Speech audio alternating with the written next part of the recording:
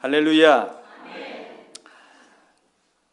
나이가 25살이 된 한 자매가 있었습니다. 이 자매는 25년을 살아오면서 큰 병을 한 번도 걸린 적이 없고 굉장히 건강한 자매였습니다. 그런데 어느 날 몸에 몸살 기운이 있는 거예요. 여러분, 컨디션이 안 좋을 때 본인이 직감하지 않습니까? 내가 몸이 왜 이렇게 찌뿌둥하지? 이런 느낌이 오기 시작을 했습니다. 그래서 엄마에게 이야기를 했습니다. 엄마, 아무래도 내가 좀 몸이 좀 안 좋은 것 같아서 병원에 가서 링거를 좀 한 대 맞고 오고 싶어요. 이렇게 얘기를 했다는 거예요.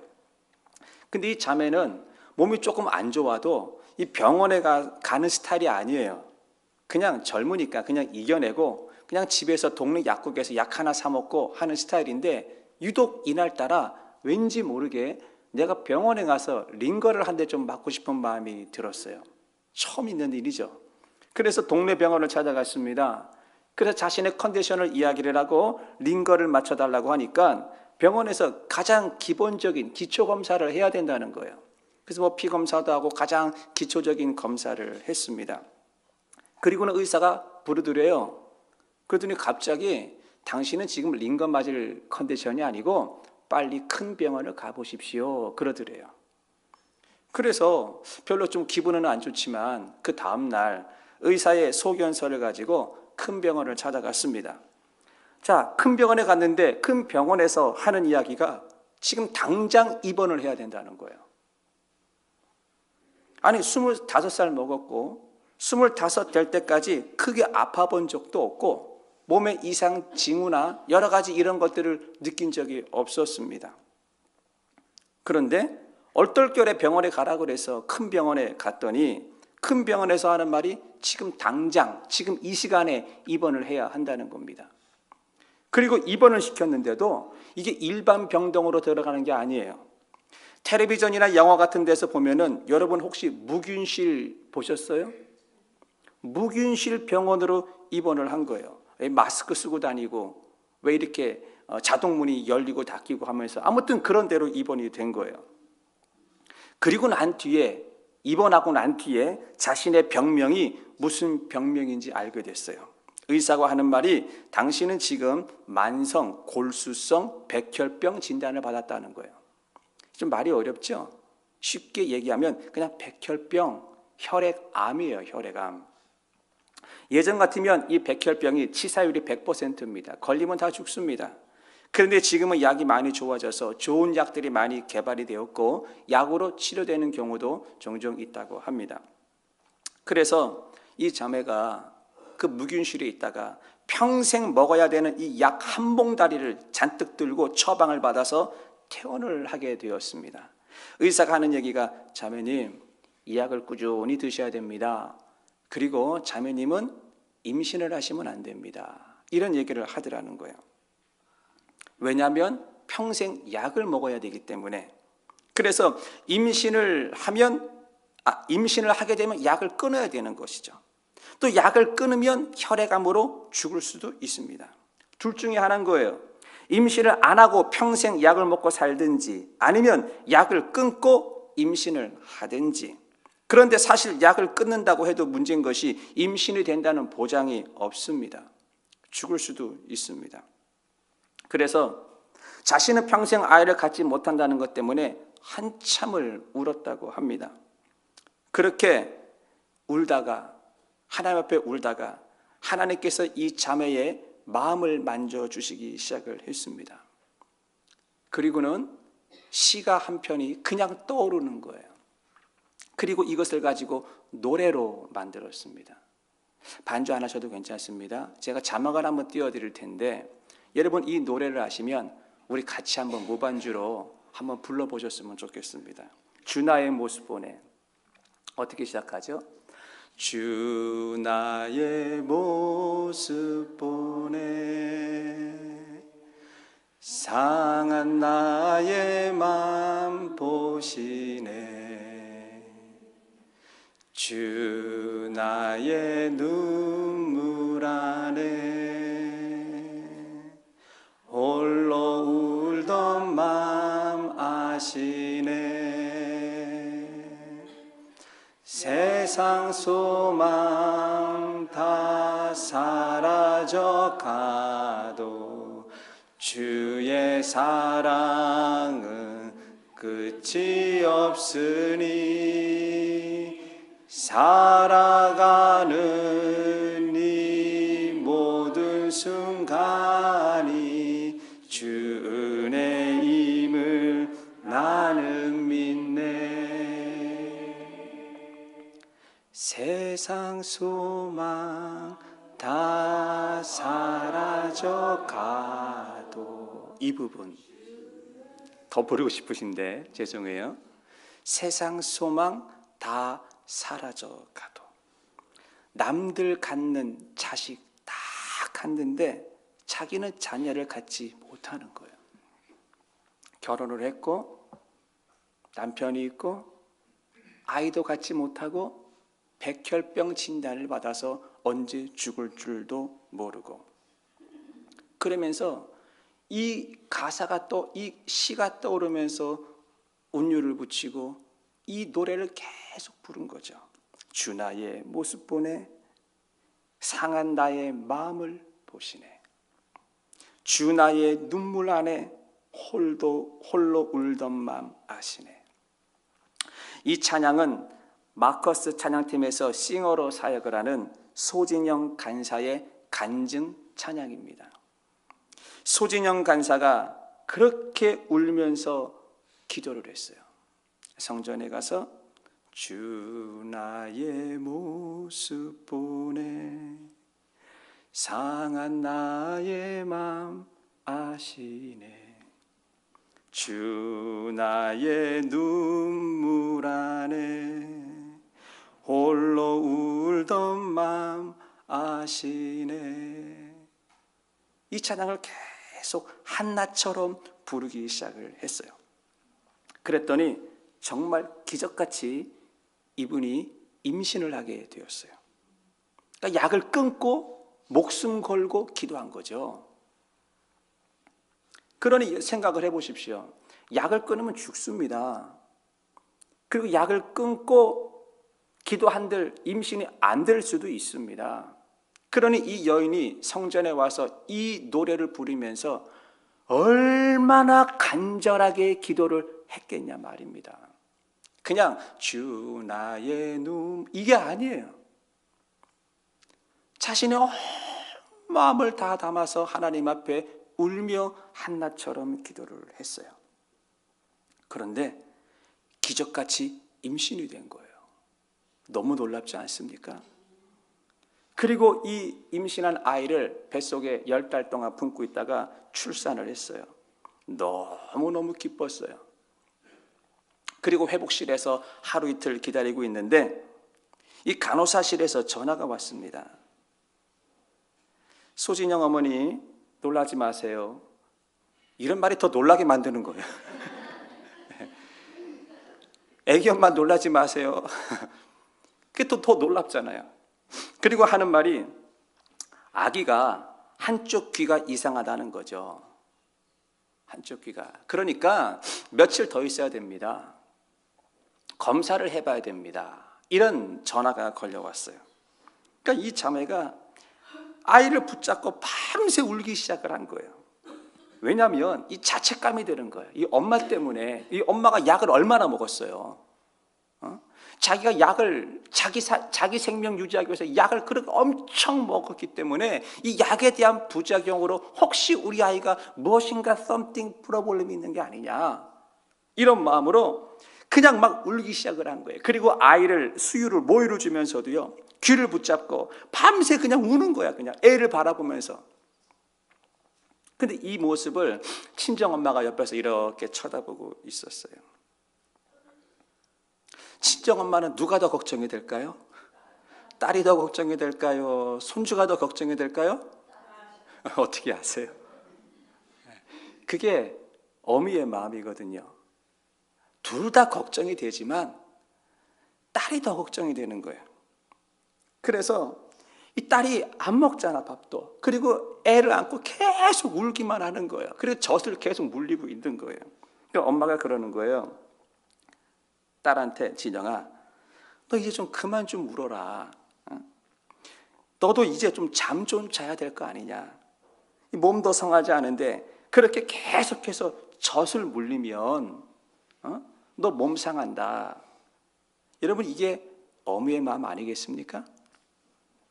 그랬더니 이 딸이 엄마에게 신경질을 팍 내더래요, 그냥. 그러면서 엄마가 내 마음을 알아! 그러더라는 거예요. 엄마가 내 마음을 아냐고! 그러면서 엄마한테 막 승질을 내면서 빡빡 내면서 울었다는 것입니다. 한참을 울었는데 엄마가 딸의 마음을 왜 모를까요? 엄마니까 아는 겁니다. 다른 사람은 이해하지 못해도 엄마니까 아는 거예요. 사랑하는 성도 여러분, 자식은 부모의 마음을 이해할 수 있을까요? 없을까요? 없어요. 그런데 자식이 언제 부모의 마음을 아느냐?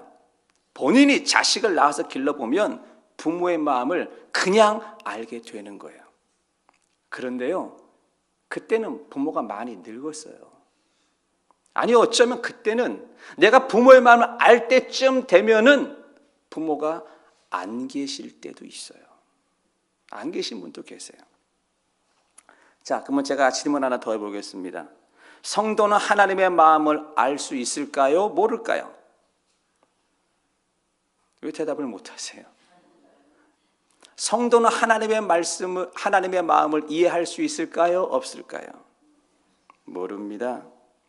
하나님이 우리를 얼마나 사랑하는지, 하나님이 지금 이 순간에 나를 향해서 어떤 마음을 갖고 있는지 알 수가 없습니다. 그런데 하나님의 마음을 조금이라도 알 수 있는 방법은 성경을 통해서 우리에게 알려주고 있어요. 그래서 우리는 성경을 보면 성경을 보고 내 마음을 좀 알라라고 하나님께서 말씀을 하시는 것입니다. 오늘 시편 133편을 보시게 되면 1절에 이렇게 나와 있습니다. 보라, 형제가 연합하여 동거함이 어찌 그리 선하고 아름다운고. 시편 133편은 다윗이 쓴 시입니다.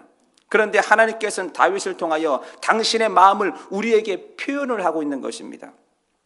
하나님의 마음이 지금 어디에 가 있는지 잘 보십시오.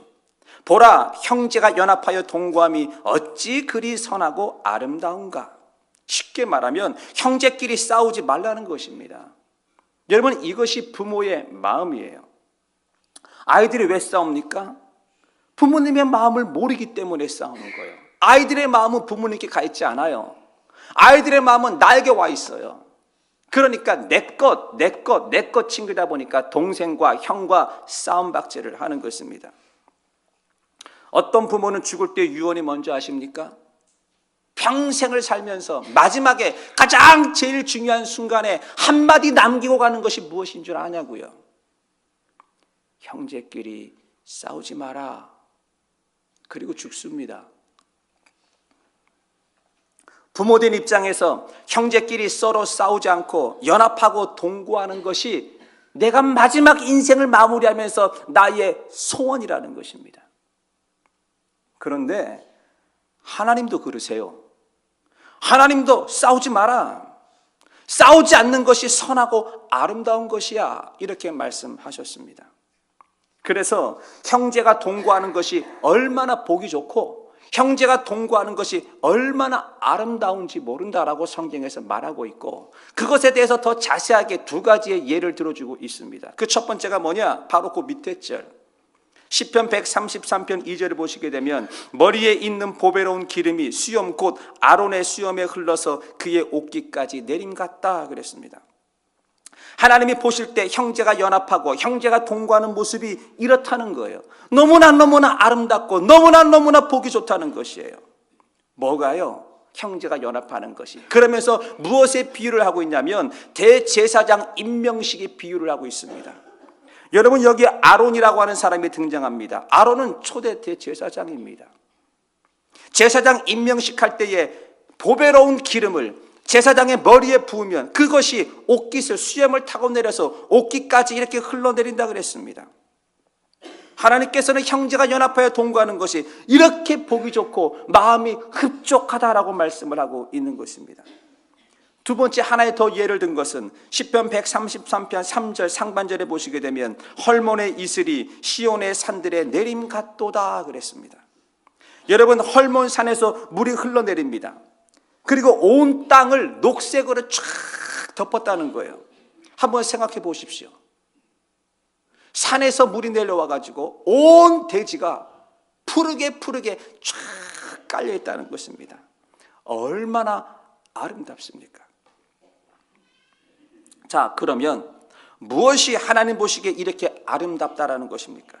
형제가 연합하고 형제가 동거하는 것이 정말 보기 좋다, 정말 아름답다라고 하나님께서 말씀하고 있는 것입니다. 다시 말하면 사람과 사람이 연합하는 것이 그렇게 보기 좋다라고 말씀하고 있는 것입니다. 자, 그런데 우리는 인생을 좀 살아봐서 알지만 사람과 사람이 연합하는 것이 쉽습니까? 어렵습니다. 솔직히 우리는 사람과 연합하는 것 같지만 골라서 연합하고 있지 않습니까? 이 사람은 나하고 맞아. 이 사람은 나하고 좀 불편해. 연합이라는 것, 사람과 사람이 하나 되는 것 쉽지 않아요. 남녀가 그렇게 죽고 못 살아서 서로 좋아서 결혼을 합니다. 결혼하고 난 뒤에 연합이 잘 되든가요? 왜 부부싸움을 합니까? 왜 의견 충돌이 있는 것입니까? 생각이 다르고 가치관이 다르고 사람은 달라도 너무나 다릅니다. 사람에게 있어서 이 연합이라고 하는 게 이게 쉬운 게 아닙니다. 그런데 하나님이 원하시는 것은 단호하게 말합니다. 연합해라, 함께 해라 라고 말하고 있습니다. 이 세상에 나와 똑같은 사람은 없습니다. 내 생각과 같은 사람, 내 가치관과 같은 사람, 내 성격과 같은 사람은 없습니다. 그럼에도 불구하고 하나님께서 하신 말씀은 형제와 연합하라고 말씀하고 있습니다. 어떻게 하시겠습니까? 다시 시편 133편 1절을 보시게 되면 보라, 형제가 연합하여 동거함이 어찌 그리 선하고 아름답냐라고 말합니다. 자, 여기서 우리가 연합할 대상을 정확히 지목하고 있습니다. 누구와 연합을 해야 되느냐? 형제하고 연합을 하는 것입니다. 형제. 역대하 20장을 보시게 되면 그 당시 남유다의 왕이었던 여호사밧이 북이스라엘의 왕이었던 아하시야하고 연합하는 모습이 보입니다. 자, 그런데 성경에서는 북이스라엘의 왕이었던 아하시야를 어떻게 평가하냐면 그는 심히 악한 왕이었더라 그럽니다. 그냥 나쁜 놈 이 정도가 아니에요. 심히 악한 왕이었더라 그럽니다. 그런데 여호사밧이 아하시야를 찾아가는 이유가 뭐죠? 배를 만들기 위해서였어요. 배를 잘 지어서 멋들어지게 지어서 이 배를 다시스로 보내자는 것이죠. 그 당시 다시스는 스페인입니다. 멀리 떨어져 있는 곳입니다. 왜 배를 만들고 왜 멀리 무역선을 보내는 것일까요? 목적은 장사하기 위해서였고 돈을 벌기 위해서였습니다. 자, 중요한 것은 여호사밧이 누구와 연합을 했냐는 것입니다. 하나님 평가 기준으로 볼 때 심히 악한 왕과 연합을 했다는 것입니다. 성경에서 우리가 연합해야 될 대상이 형제라고 말을 하고 있습니다. 남유다와 북이스라엘은 형제지간 맞습니다. 그러나 시편 133편 1절에서 말하는 이 형제라고 하는 것이 혈육을 뜻하는 건 아닙니다. 그래서 하나님께서는 배가 다시스로 가기도 전에 파선을 시켜버렸습니다. 그리고 파선한 이유를 이렇게 설명하고 있습니다. 여호사밧이 아하시야하고 연합했기 때문에 내가 그 배를 파괴시켰다라고 말하는 것이에요. 다시 말하면 연합 좋습니다. 그런데 악인과 교제를 하게 되면, 악인과 연합을 하게 되면, 죄와 연합을 하게 되면 그 결과는 파선이라는 것입니다. 그럼 우리가 연합해야 할 대상이 누굽니까? 형제. 믿음의 한 공동체 안에 있는 형제 자매라는 것입니다. 옆 사람 얼굴 한번 쳐다보세요. 쳐다봐요. 당신이 내 형제입니다 하고 인사하세요.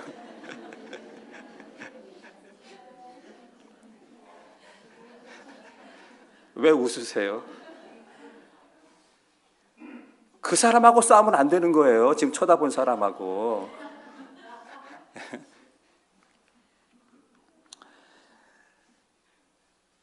우리가 그리스도 안에서 서로 잘 지내야 됩니다.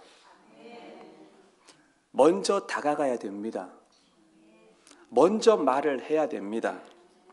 먼저 그리스도의 사랑을 전해야 됩니다. 이것이 하나님께서 오늘 우리에게 원하시는 것입니다. 믿으십니까? 두 번째, 형제와 연합할 때 조심해야 될 것이 있는데, 형제와 연합할 때는 반드시 거룩함을 기반으로 연합을 해야 한다는 겁니다. 연합 좋은데요, 그 연합 가운데에 거룩이 들어가 있어야 한다는 거예요. 시편 133편 2절을 보시게 되면 머리에 있는 보배로운 기름이 수염 곧 아론의 수염에 흘러서 그의 옷깃까지 내림 같다. 여기에서의 보배로운 기름이라고 하는 표현을 잘 보셔야 됩니다. 이 보배로운 기름은요, 아무나 만들 수 없는 기름입니다. 그리고 이 보배로운 기름은 아무데나 사용하는 기름이 아닙니다. 이것은 제사장을 임명할 때 붓는 아주 특별한 기름이라는 것입니다. 그래서 제사장에게 붓는 이 기름은 다시 말하면 구별됐다라는 것이에요. 세상과 구별되고 하나님의 일을 할 사람이고 구별됐다는 뜻인 것이죠. 그런데 이런 기름이 아론의 수염을 적시고 옷깃까지 쫙 흘러갔다라는 것이에요. 이런 표현을 어디에 사용하고 있습니까? 형제가 연합하여 동거하는 것이 보배로운 기름 같다, 이렇게 말하고 있는 것이에요. 즉 성도의 모임은 하나님이 보실 때 그 사이에 무엇이 들어가 있어야 되느냐? 거룩함이 들어가 있어야 한다는 것입니다. 제가 아주 최근에 특별한 경험을 하나 했습니다. 저희 교회 성도가 아닌데 그분이 저를 자신의 집에 초대를 했어요. 솔직히 조금 부담은 됐습니다. 우리 성도가 아니기 때문에 내가 그 집에 가서 예배를 드리고 내가 그 집에 가서 교제를 하는 것이 맞나? 라고 생각을 했어요. 왜냐하면 나는 아무 의도 없이 선한 마음으로 갔어도 다른 사람들이 볼 때는 충분히 오해할 수가 있기 때문에 그렇습니다. 근데 기도하다가 하나님의 뭔 뜻이 있겠지, 그리고 순종하는 마음으로 갔어요. 그리고 그 집에 가서 예배도 드리고 그리고 저녁 식사도 하고 이런저런 두런두런 이야기를 나누었습니다. 근데 한 교회 성도만 모인 것이 아니라 몇몇 교회의 성도들이 그 자리에서 모이는 모임이었습니다. 자연스럽게 이야기하다가 신앙 이야기가 나왔습니다. 여러분, 여러 교회 성도들이 모였을 때 보통 그 안에 거룩함이 없으면 사람들이 무슨 얘기를 하는 줄 아십니까? 교회 성토 대회가 벌어집니다. 우리 교회는, 니네 교회는 이러면서요, 도마 위에 목사님이 올라가고요, 도마 위에 사모님이 올라가고요, 도마 위에 그 교회의 크고 작은 자잘한 문제들이 다 올라가서 마치 생선 회치듯이 얼마나 난도질을 많이 하는지 모릅니다. 그런데 그 모임에서 어느 한 분이 뭔 이야기를 하다가 당신은 믿음의 집안이 4대째라는 거예요. 자기가 4대래요. 자기 아버지, 할아버지, 증조할아버지. 그러니까 제가 생각에, 야, 기독교가 우리 한국 역사에 들어왔을 때 아주 초창기에 믿었던 분의 집안 혈통이네, 이게 느껴지는 거죠. 그래서 그분이 그러는 거예요. 우리 집에 방이 하나 여분으로 남는데 이 방은 선교사님들이 오시면 선교사님 드리려고, 그러니까 남아서 주는 것이 아니라 일부러 그렇게 세팅을 한 거예요. 그래서 같이 갔던 분이 물었어요. 아, 선교사님이 와서 집에서 며칠 머물고 가면 불편하지 않냐? 그랬더니 거꾸로 오히려 당신네들이 은혜를 받는다는 거예요. 선교사님들이 오셔서 집에 머무르고 가시면 우리 집을 위해서 얼마나 많이 기도를 해주겠냐. 그리고 그분들과 교제를 하면서 선교에 대한 비전도 넓어지고 하나님의 킹덤 더 많은 볼 수 있는 뷰도 생기고 자기네가 은혜를 받는다는 것이죠. 이런 해석을 하는 거예요. 그런데 그 옆에 또 있던 분이 그런 얘기를 합니다. 우리 집안에는 순교자의 집안이라는 거예요. 요즘 같은 시대에 순교자가 어디 있습니까? 그래서 얘기를 들어보니까 당신 집안에 자기 형이 북한에 가서 선교하다가 순교했다는 거예요. 그래서 이 의심 많은 제가 또 그 자리에서 서치를 했지 않겠습니까? 전화기를 가지고 뒤져봤더니 2004년에 아무개 선교사님이 북한에 들어가서 심장마비로 돌아가셨다. 근데 사실 이것은요, 이 정치적인 목적과 여러 가지 이유 때문에 겉으로 포장해서 나오는 뉴스는 심장마비였지만 사실 그 동생이 형을 알지 않습니까? 그리고 뉴스에 공개되지 않은 실제 이야기들을 이렇게 쫙 풀어놓는데 이게 얼마나 은혜가 되는지 모르겠어요. 마치 그 모임의 자리에서 제가 그 자리에 앉아 있으면서 이런 생각이 드는 거예요. 그 후손들이, 그 선조들의 우리 아버지, 할아버지, 증조 할아버지가 예수 믿었던 이런 이야기들을 쭉 나누는 모습이 마치 유대인들이 회당에 모여서 믿음의 신앙을 전수해주는 그런 모임 같은 느낌이 들었습니다. 그리고 이제 너무 늦어서 이제 각자 뿔뿔이 집으로 돌아가는데 제가 차에 앉아서 집에 이제 운전하고 가는데 갑자기 제 마음 안에서 한 단어가 툭 그냥 올라오는 거, 단어 하나가 올라왔어요. 무슨 단어가 올라왔을 것 같아요? 구별됨. 나는 이것이 성령께서 주신 음성이라고 생각합니다. 이 구별됨이라는 단어가 툭 올라왔어요. 똑같은 사람들이 모여서 밥을 먹었습니다. 똑같은 사람들이 모여서 수다를 떨었습니다. 그런데 무엇인가 달랐습니다. 그 모임 안에는 구별됨, 거룩이라고 하는 것이 들어 있었습니다. 뭔지 모르게 집에 돌아오는데 마음이 푸근하고 참 좋았습니다. 형제가 모여서 동거하는 것 좋지요. 그런데 그 안에 거룩함과 구별됨이 있냐라는 것입니다. 여러분들은 형제와 연합하고 동거하는데 그 연합과 동거 가운데에 거룩이 있고 구별됨이 들어가 있느냐라는 것입니다. 오해하지 마세요. 저희 교회가 그렇다는 거 아닙니다. 좀 더 솔직히 한번 이야기를 해보겠습니다. 소그룹 모임이나 목장 모임에 가면 사람들이 알코올 하시는 분들이 있습니다. 그럼 제가 하나 질문할게요. 그 모임에 거룩이 있을까요? 그 모임에 구별됨이 있습니까? 형제가 연합하고 동거하고 있는데 그 모임 안에 거룩과 구별됨이 들어가 있냐 말입니다. 하나 더 얘기해 볼까요? 좋아요. 술은 안 먹는다 칩시다. 그런데 교회 사람들이 모이면 그 안에 성토대회가 벌어집니다. 교회에 대한 불만, 사람들에 대한 불만, 사역에 대한 불만을 늘어놓습니다. 여러분 그 모임 안에 구별이 있고 거룩이 있다라고 생각을 하십니까? 사람은 모든 모임을 끝나고 나오게 되면 이 뒤끝이 있습니다. 여운이 남는다는 것입니다. 불평과 불만과 이런 것들을 세상과 다를 것이 없는 모임에 갔다 오게 되면은요, 여운이 없어요. 그런데 거룩한 곳에 머물다가 구별된 곳에 머물다가 나오면 참 좋다. 이런 마음이 들어옵니다. 거룩하고 구별되었다라고 하는 것은 더러운 곳에서 따로 떼어 놓았다라는 것입니다. 성도의 모임이 어떠해야 되느냐? 성도의 모임은 거룩을 기반으로 해야 한다라는 것입니다. 믿으십니까? 한 가지 확실한 것은 개인적인 사견이지만 제가 그 가정에서 식사하고 나오면서 제 마음이 너무 좋았다라는 거예요. 인간적으로는 참 기분이 좋았습니다. 그러나 신앙적으로는 많은 도전을 받고 나왔습니다. 왜 그럴까요? 거룩과 구별됨이 있었기 때문입니다. 그런데 이 거룩과 구별이라고 하는 것은 내가 만들어가는 것입니다. 형제가 연합하여 동거함이 어찌 그리 선하고 아름다운 것, 거룩함과 구별됨으로 모였기 때문에 아름다운 거예요. 그냥 형제가 모였다고 해서 아름다운 거 아니에요. 여호사밧과 아시아가 형제 아닙니까? 하나님은 그것을 아름답다고 말하지 않았어요. 형제가 아무리 모여도 세상과 구별됨과 거룩함이 없으면 냄새나는 모임 아니겠습니까?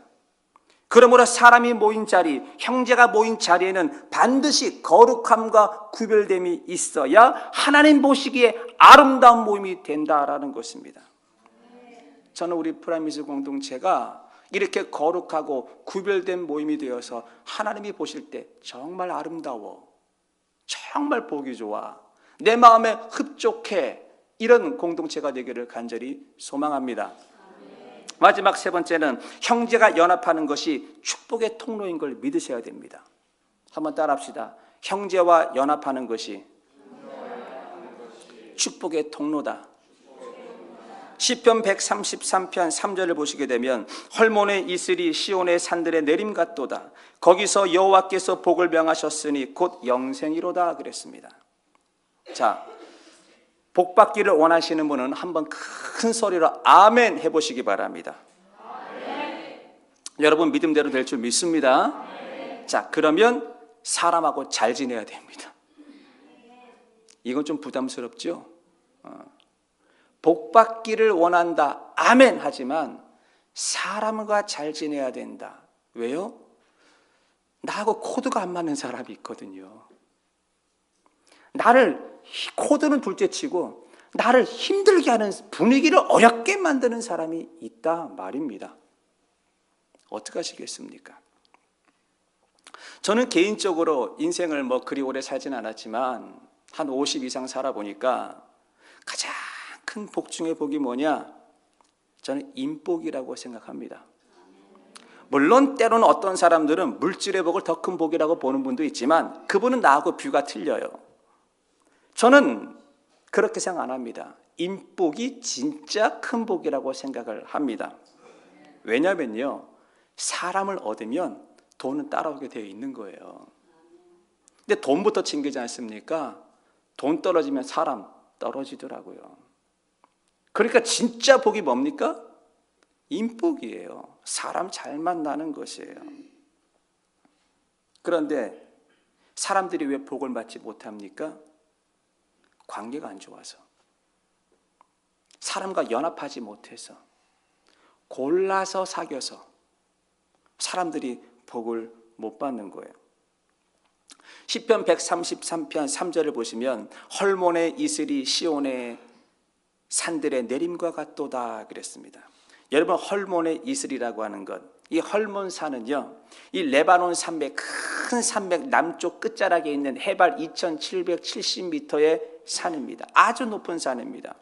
이 산은 팔레스타인 지역에서 높은 산 가운데 하나입니다. 그러니까 그 산봉우리에는 항상 눈이 쌓여 있습니다. 그러니까 헐몬산에서 눈이 녹아서 물이 이렇게 산 밑으로 내려와요. 그리고 그 중턱, 그 하반의 그 밑부분에는 이슬이 계속 내리는 거예요. 이것이 어디까지 흘러가느냐? 시온의 산들까지 흘러간다는 거예요. 시온이 어디죠? 예루살렘. 헐몬의 이슬이 남쪽 밑에 유다의 시온의 예루살렘까지 쫙 흘러간다는 것입니다. 자, 그런데 여호와께서 복을 명하는 자리가 있는데 거기서 여호와께서 복을 명령했다라는 것입니다. 자, 거기가 어디입니까? 헐몬산이 거기입니까? 예루살렘이 거기입니까? 어딜까요? 시편 133편의 배경은 이렇습니다. 다윗이 왕이 되고 난 뒤에 블레셋에 빼앗겼던 법궤를 예루살렘 성으로 찾아옵니다. 얼마나 기뻤던지 그곳에서 온 모든 사람들이 모여서 그곳에서 예배를 드려요. 북쪽에 갈릴리 지방에 있던 사람도, 유대 지방에 있던 남쪽 사람들도 그 자리에, 한 자리에 모여서 예배를 드렸습니다. 마치 다윗의 눈에는 북쪽 이스라엘 사람과 남쪽의 유다의 사람들이 하나가 되어서 예배 드리는 모습을 보고 이 모습이 형제가 연합하여 동거함이 어찌 그리 선하고 아름답냐라고 말을 하고 있는 것입니다. 그러니까 거기라고 하는 것은 헐몬산도 아니고 예루살렘도 아닌 거죠. 하나님 앞에 예배 드리는 그 장소, 서로 하나가 될 수 없는 사람들이 하나가 되어서 함께 예배드리고 함께 찬양을 하고 하나님께 영광을 돌리는 그 장소, 거기서 하나님께서 복을 명령하신 것입니다. 아멘. 사랑하는 성도 여러분, 저는 우리 프라미스 교회 성도님들이 사람들과의 막힌 담이 없기를 간절히 소망합니다. 그러면 먼저 찾아가야 됩니다. 그리고 먼저 교제를 해야 되는 것입니다. 그리고 바로 그 자리가 하나님이 보실 때 예배하는 자리라는 것이고, 그 예배하는 자리에서 하나님께서 축복의 통로로 우리를 사용하고 계신다라고 말씀하고 있는 것입니다. 사랑하는 성도 여러분, 저는 우리 프라미스 교회를 보면 참 행복합니다. 왜 아멘 안 하세요? 여러분, 좋은 공동체, 믿음의 공동체 안에서 우리가 축복의 통로로서 쓰임받기를 간절히 소망합니다. 아멘.